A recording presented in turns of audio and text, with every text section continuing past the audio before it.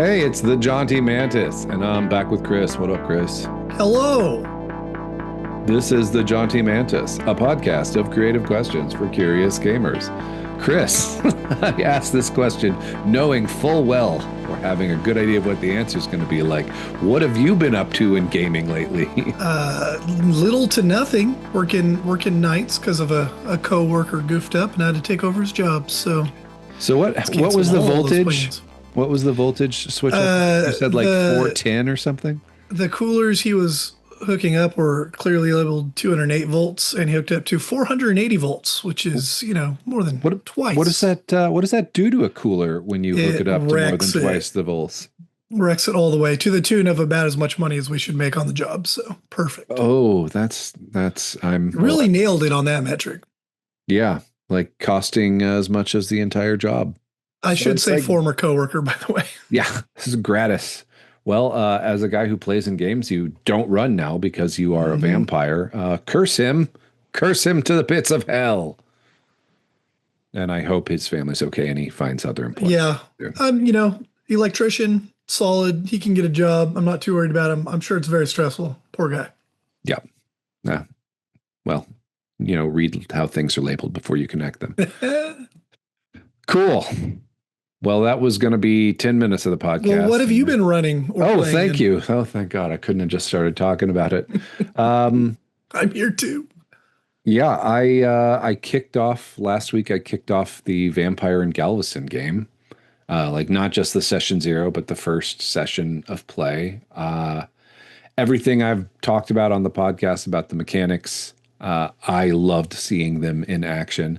Like the disappointment I got every time nobody had a messy crit or a bestial failure. I was like, oh, they're like, why are you sad? I'm like, well, I'm not sad you succeeded. I'm glad you succeeded. There's just ways that you could succeed that drive home some of the themes of this game. Yes. And I did get to use... We basically just did feeding scenes, like hunting scenes, because I was like, we're going to get to a point probably where you need blood, and the conceit of the story, we're not going to have time to run out the full ramifications and consequences of the fact that you're hunting people for their lifeblood. Right. But I don't want you guys to ever take it for granted. So we're going to do some, what is it called? Like predictive rolls, where we're going to roll and then we're going to play the scene towards what the dice told us is going to happen. Which I love. Yeah. And then everybody succeeded except Jordan, who is playing Olivier, the Nosferatu fashion designer. He is a sandman, which means he hunts by breaking and entering and then feeding from sleeping victims, which obviously seducing people at a bar, if you're a Nosferatu, is going to be a little challenging. So. These days, who can say? Yeah. I've heard people's takes on that recent Nosferatu movie I haven't seen yet. But.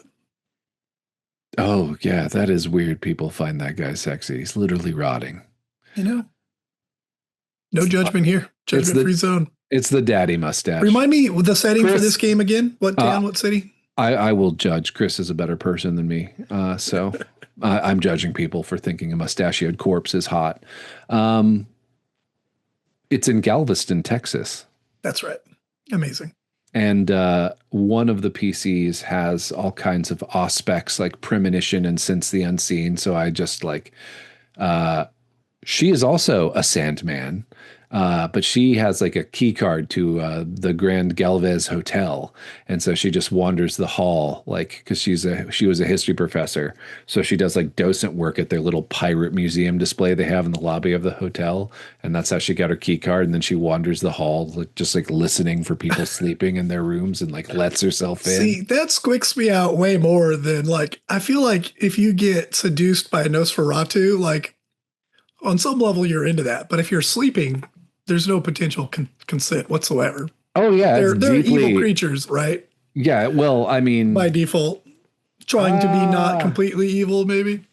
It's sort of like if I don't eat, I become a murder machine. Mm-hmm. And so it's just the trade-off. Do I steal people's blood and violate their personal space? Borrowing it, man. Yeah. That's it is. Yeah. It is problematic. And that is the whole point of the game, is to deal tension. With that.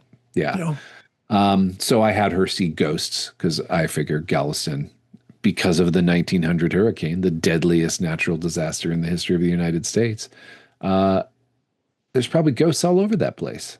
Right. So just like, 1900s people in like Victorian style dresses, just like so sopping wet, seen out of the corner of your eye if you're a vampire who can sense the unseen. But My mind just goes to like really insensitive comedy bits about what a drowning ghost might have to say to you. But we'll leave that for the imagination. Do you find having a player character in that is sensitive to these kind of things, like helps you progress the story, increase the tension, that kind of thing? Oh yeah, I mean, I don't have a pure direction of where I'm going with the ghost stuff, but I'm just like it's there, and I'm so glad that I can make this character's choices on their character sheet. Yeah. Disciplines, for those who are not fans of Vampire 5th edition or Vampire at all, are the powers given to a vampire by their blood. So if you think about things you've seen a vampire do in movies like entrance someone or call rats or turn into a bat, those are all disciplines in Vampire. Bat. Yes, bat. And one of those disciplines is called auspex, which is basically like supernatural senses. In this case, being able to see like things beyond the veil of mortality or whatever. So I'm glad that is one of my characters has that. It's a fun lever. You just don't want to probably pull it, too many times per session. Yeah, they don't have any message for her. Or they're not trying to talk to her. It's just every once in a while you're going to see that until I'm ready to like do something. So it's just I'd be using that to funnel information to the players pretty regularly. Well, they picked as their haven. We statted it all out in session 0. They basically at the right place and right time wound up meeting each other and moving into this abandoned vampire elder's mansion. One of the characters is playing a Stephanie Meyer pastiche who was embraced into Clan Nosferatu because a vampire read her work and hated it so much that he just like embraced her to like damn her for all time for writing terrible teen supernatural romance. Oh, that is so good. And yeah, and she's writing little samples of this person's books. She's like a Mormon housewife and a mother of 10. Like, let's go. Which means I'm just going to be like, your eldest kid's going to show up looking for you. You're going to start seeing posters pinned to like things. Have you seen this woman with pictures of you before your Nosferatu transformation? The missionaries are going to show up just to check. Make sure you're doing okay. Yeah, because they know she went to Galveston for a writer's retreat and then just never came home. It's been like 5 months, so like someone's going to show up looking for you, someone from your old life. Now you're a twisted monster. But as I believe you saw, I picked up the Humble Bundle. I did. For All the World of Darkness. I know you do not have time to dive into that right now, but I'm so excited for the journey you're about to go on. Yes. I will surely read these books, unlike all the other ones I've bought. Yes, yes. Yeah, complete your thought. What else was she doing? I'm sorry. Oh, I got excited. So she's writing in universe like fiction as her character, and it's so funny. Like it's so deliberately funny and like bad with the cliches, but in a way that like I would not have the skill as a writer to do this. So like this is actually Lauren the Beast, guest of the podcast, who's playing Very this cool. character. Like it's very funny. It's taking the piss, and it is somehow not cruel. Like it is not, I think, intended to deride or like mock in a cruel way, but it is like a funny homage, and like I just enjoy the hell out of the little snippet I got to read. And she's planned a whole arc of becoming like a badass monster. Like she's starting from this point of like, oh, well, Holy Father says, if like, just like very sweet, and all the other vampires are kind of bullying her. And then she's probably going to frenzy and snap and like rip somebody's arm off or something. It'll be really It'd like be into it low key. Yeah. Be like, oh, I almost wish I hadn't done that. What do you mean almost? The feeding scene that failed was fun. That was what I started this long ramble on.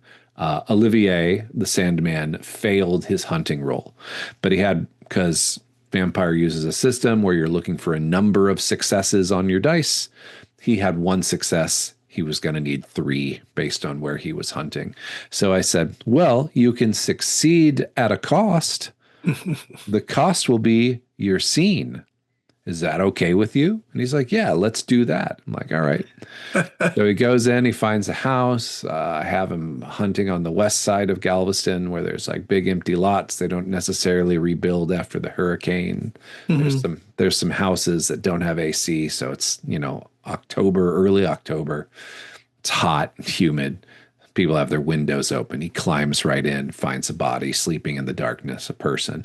And I'm being really deliberate with like describing people in these things as like not describing their faces and just describing their smells and whatever. Like, I'm deliberately being weird with it. Visceral. Yeah. And so he like, goes into feed, and then it's like you feel the rush of blood, the life that you steal. It's it's got a faint hint of cinnamon and blah, blah, blah. And then you hear a voice from about 5 feet in front of you that says, Mommy, I had a bad dream. I can't sleep. What do you do? No. So he like looks up, the hall lights on. There's a kiddo, like 6 years old, silhouetted in the door holding a ratty stuffed animal. And he's just like, I say, well, when I finish this appointment with your mom, she'll come and check on you, I'm sure. And I'm just like, all right, well, let's get into the mechanics for this game. As a Nosferatu, you have the hideous flaw, which makes you 2 dice down on all social interaction with mortals, even when you have disciplines disguising the way you look, which you don't have those disciplines. So, oh man. Cool. You're going to be 2 dice down. You're going to roll manipulation plus subterfuge to try to lie to this kid. Difficulty is 2. Rolls like 2 dice. Nails it. I'm just like, and the kid's like, oh, okay, but I'm thirsty. And he's like, I'll Me leave too, you. kid. Come on. Yeah, like I'll leave you a glass of water on the counter when I leave. And the kid's like, okay, good night, and like wanders back. Turns off the light, falls back asleep, finishes feeding. And then I'm like, well, do you leave the glass of water? He's like, well, of course. I mean, I'm not a monster. I mean, okay, I'm a monster, but I'm not a monster. And then we ended with them cataloging the library in this like Elder's Haven they now inhabit and finding a fragment of the Book of Nod so I could drop some vampire lore on them. And it was super fun. Next time we're going to get into like start of the plot and meeting some of the other vampires in the city. But I just had so much fun. Probably more fun than I had on top of a walk-in cooler at a grocery store. So yeah, well done. What's it I did like invite back people there? to play Magic up there with me though. Okay. If you're interested, after hours Magic at the Sprouts. You can just go into the Sprouts and just climb up on the I mean, walk-in if you water. throw on your high vis and a hard hat, sure. Okay. I'll consider that. I mean, I am too old to stay up past like 10:30 anymore. But Yeah, it's challenging. yeah, I can imagine. Sorry, man. Were there any other games? I mean, I haven't had a chance to really talk or podcast with you in several weeks. So what else has been cracking? We did the session 0 2 weeks before. I don't think I got to talk to you about that, but I did get to talk about that with Maddie. The Dragonlance game, they're about to reforge the Dragonlance, the corrupted one they found. That's all tied Titular to the city. Dragonlance. Yes, I got to get through this Temple of Paladine, and I threw out my Beetles and Grimm's laminated maps and didn't think that it was the why. Okay, Beetle and Grimm's. I love the stuff you make, guys. But why is the laminated map that you make as a handout? Why is it the DM facing one with the hidden stuff labeled? I know those digital files you get have the player facing ones that doesn't have the hidden stuff on it. And so I have a book with the map in it. You gave me the book in addition to the regular adventure module. Please print the player facing one on the laminated card. I'm supposed to throw it on the table. I would reach out to them, send them an email or something because they are players and I'm sure they would understand if someone brought it to their attention. Unless they have some other weird motivation. I was honestly surprised they missed it, and I figured maybe I'm just actually using the resource the wrong way. Because like I like seriously, that small critique aside, I have like three of those They're boxes. so cool. Every time I have like a dumb amount of money because it's been Christmas or a birthday, and everyone just gives me cash because they're like, I can't fathom your interests. Doesn't the Curse of Strahd one didn't it come in a coffin with finger puppets for various characters? No, that's Chris. It's actually a box. You're thinking of the collector's edition published by Wizards, like the Oh, revised one. That okay. is in a coffin-shaped tin. Gotcha. But no, the Beatles and Grimm, like Platinum Edition, Curse of Strahd, has finger puppets, Yes. and the Amulet of Ravenkind and coins with Strahd's visage on them, and like all kinds of fun stuff. And then a giant poster tube that is full of a full battle mat, 1 inch hex grid for every level of Castle Ravenloft. That's awesome. So you can just roll them all out, and then you've got yeah, it's Yeah, that's super so cool. cool. The secret hack for RPGs that I feel like we should share with the audience: puppets make role-playing games better. I've only tested it once or twice, but do it. Even if they're just imaginary puppets, if you're doing this in character, oh, fire. When we did Descent to Avernus, I had bought that one at a Gen Con. And that's actually when I met Matthew Lillard, but didn't realize it was Matthew Lillard because it was the first Gen Con after COVID. So everybody was on a mask. So it was just a Right. tall dude in a surgical mask. Like, Yes. and I'm like, later there was like, Jesse, that was Matthew Lillard. I'm like, oh shit. Wow. Cool. That Um, explains why you came back with some of that shaggy aura on you. Just yeah. high power. But there's a character in Descent to Avernus who is Lulu, the Hollyphant. Just a Mm-hmm. little golden elephant angel like thing. And they had a plushie they were selling of Lulu. And so I bought it and then gave it to Lauren the Beast to be the steward of it. And she'd bring it to games. And every time I'd talk as Lulu, she'd hold it up and it'd be like, and we need to go here. Blah, blah, blah, blah. Like, yeah. So it was puppets again. Very fun. I should make Props in general, some horrible bloody flesh puppets for my vampire game. do it. That could be fun. I mean, it's the season, right? It is spooky season, so yeah, and I just been thinking about the Chaos Earth game is going really well. That's the Sunday night crew. Mhm. Shout out to Patrick, who is not a super experienced GM, but it's just killing it, doing a great job, doing things he's seen me and Maddie do, which I think we talked last week. This episode hasn't gone up as of the time of recording, but it's really flattering to see someone like following our example or someone who also listens to the podcast doing Yeah, things we've talked about on the that's podcast. awesome. So Anytime I've given someone advice on their game and then they've given me positive feedback that it worked, I'm like, all those hours weren't wasted. yes. And you too, listener, can leave us positive feedback if something we talked about worked for you by messaging us on Blue Sky at Jaunty Mantis or sending us an email at jauntymantis@gmail.com. And then we have the Twitter that I refuse to check. So I did have one personal gaming thing. oh, okay. Being out of space and time with the night work, I just went to sit outside in the yard for a minute before an evening shift, and I realized how I was going to handle the intelligence gathering in the Wrath and Glory game that ties into our Warhammer Crusade campaign. Mhm. I'm going to steal mechanics from a 1980s board game that I'm not going to disclose yet. Okay. But Is it and also Clue? it is not Clue? Clue, although Okay. I loved that game as a child and it still holds a special place in my heart. But it's probably going to be overwrought for what we're doing, but it will still give me a structure to pull from and kind of adapt to the moments. But I'm very excited to figure out how it's all going to work. And I've already integrated some stuff onto the Roll20 map on the GM facing portion. So it lines up well, we'll say. Can you tell the audience more about it? I know I'm a player in your game, but I won't metagame. Oh, yes. Spoilers, but there's a game called Scotland Yard. Okay. I'm And vaguely familiar. Like I feel like I've played it once. Middle school rainy day special we get to play board games for recess, and one player is Mr. X, and all the other players are Scotland Yard inspectors. And the map is of London, and it's got all these transit routes, and everybody can travel around the map between different numbered nodes in taxis, by bus, and by underground. I think you can also take a boat. And Mr. X is his movement is hidden, but every 5 turns, his exact location is revealed. And all you know as an inspector is what mode of transportation Mr. X is taking outside of that. And the inspectors have tickets that they can use to attempt to form their dragnet and basically land on the same spot, capturing him. Oh, okay.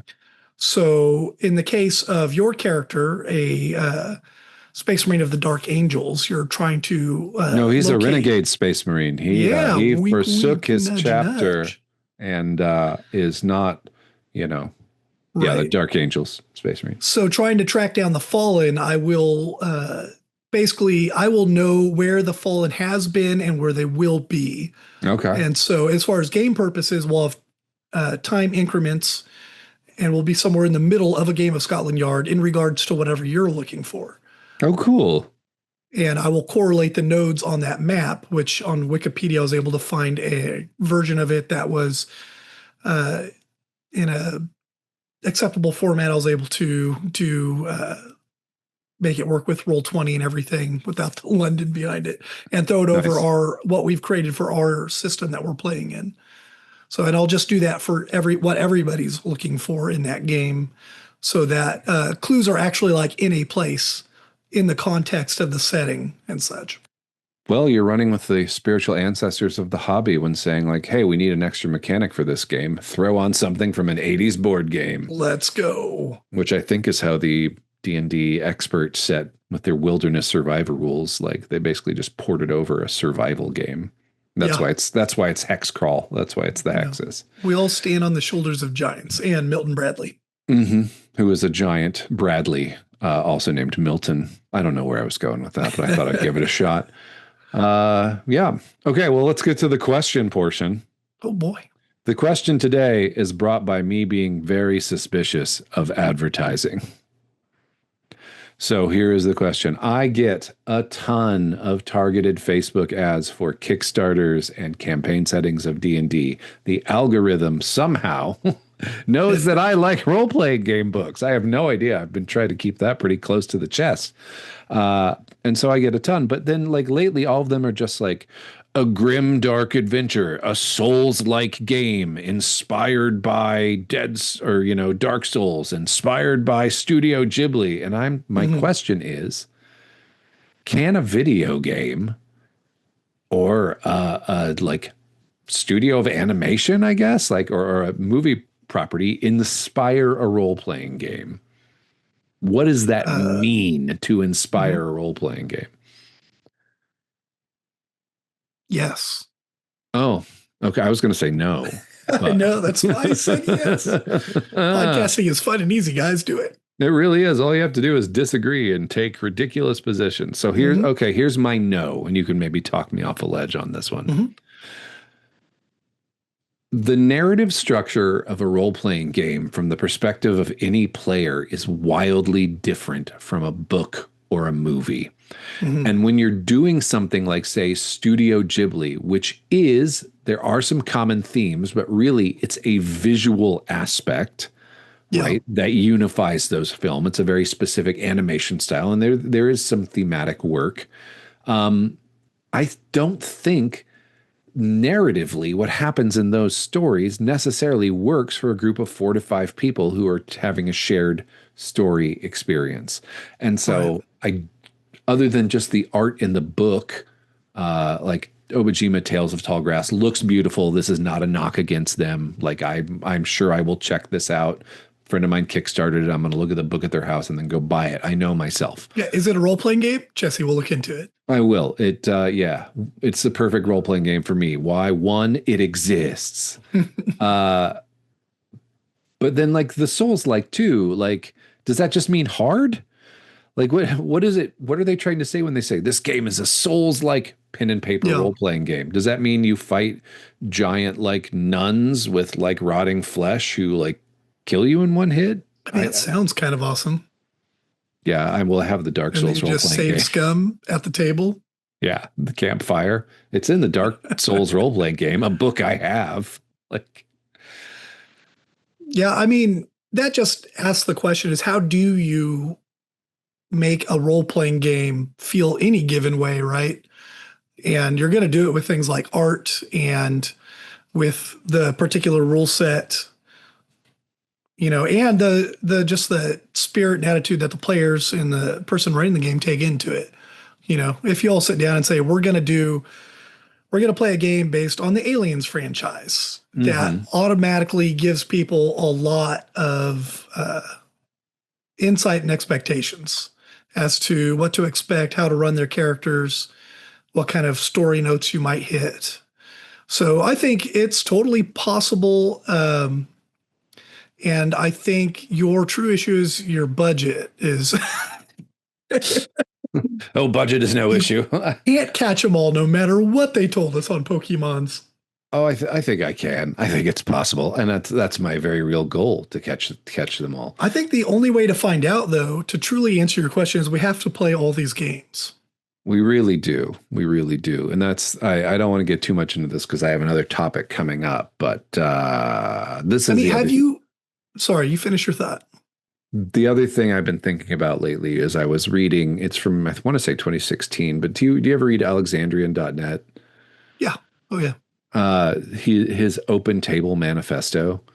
Hmm. Like I read that the other day and we're going to do a full episode about it. Like not right now, but like in the future, but it's got me just spinning on what games could you run as an open table? Like you could do Aliens as an open table. You could Open do tables where you have a rotating cast or. open table is like West Marches, except you don't let the rely on the players to organize it because as forever GMs, let's admit that players can't organize a piss up in a brewery. So, I can think of one amongst all my players. Thank you, Kavika. You rock. okay.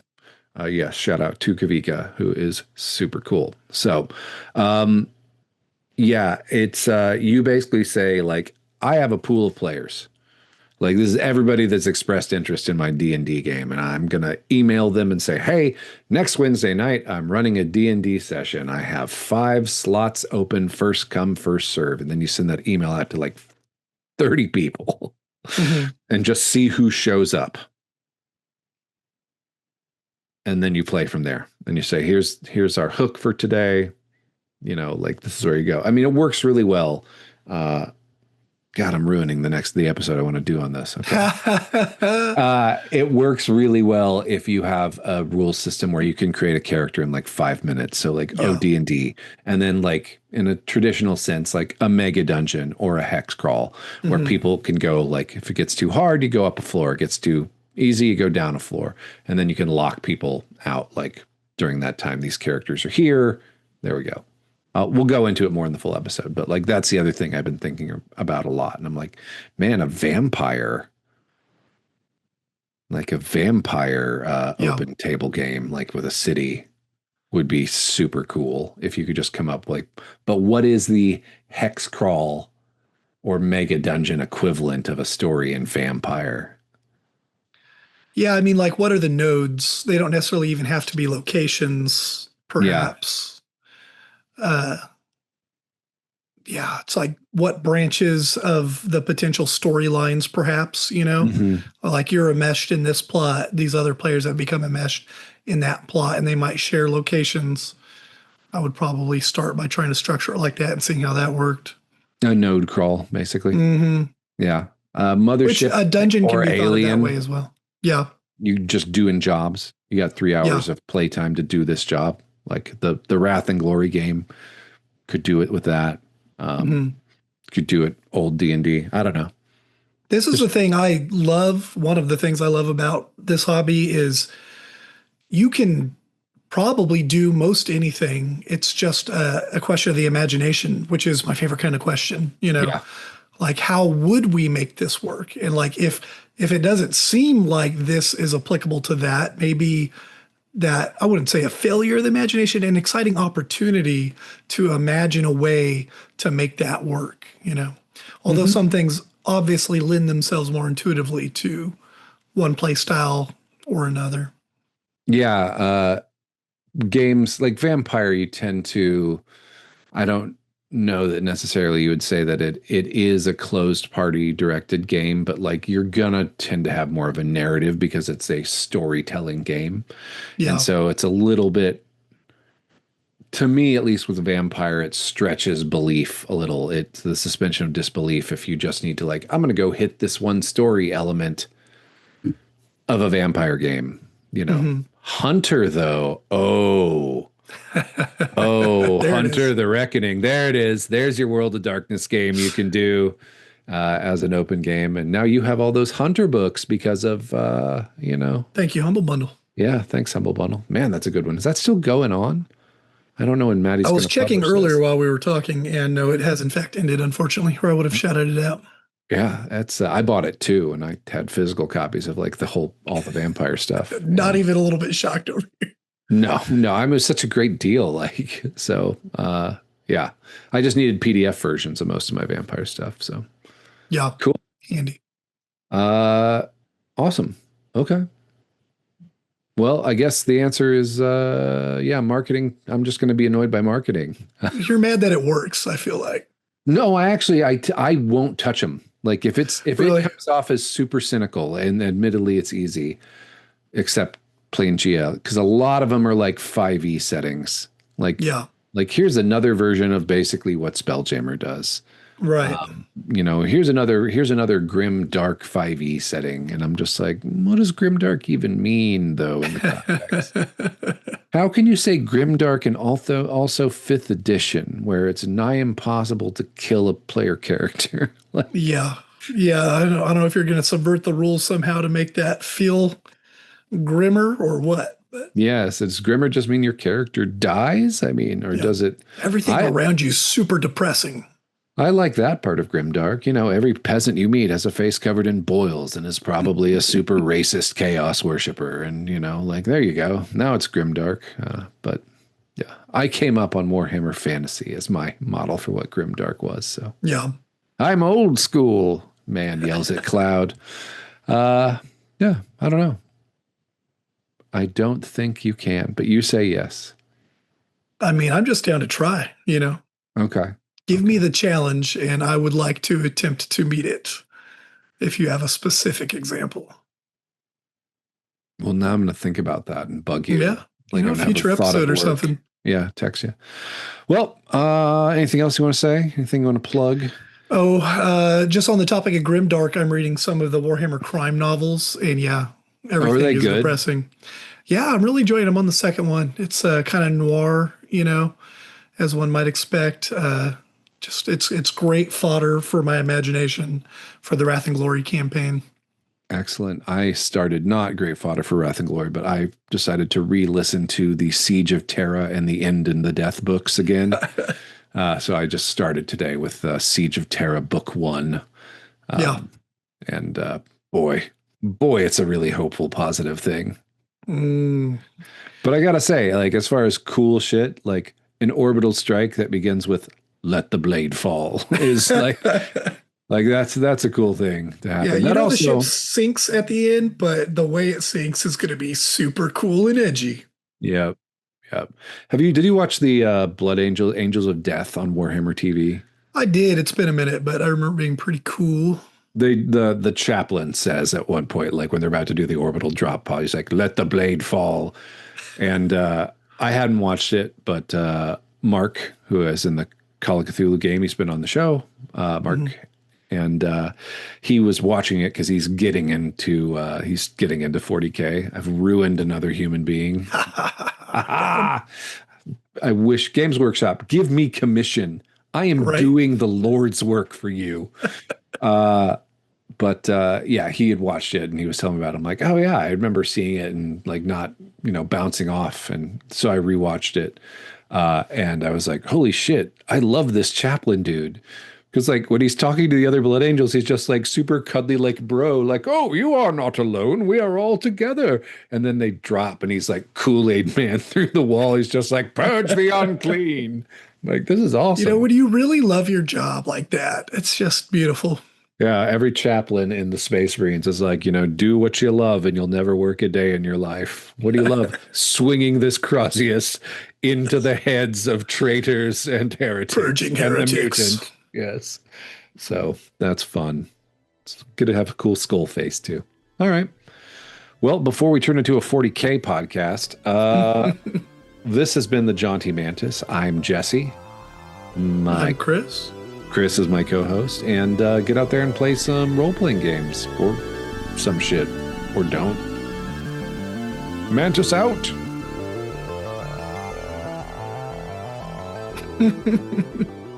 That's for the YouTube!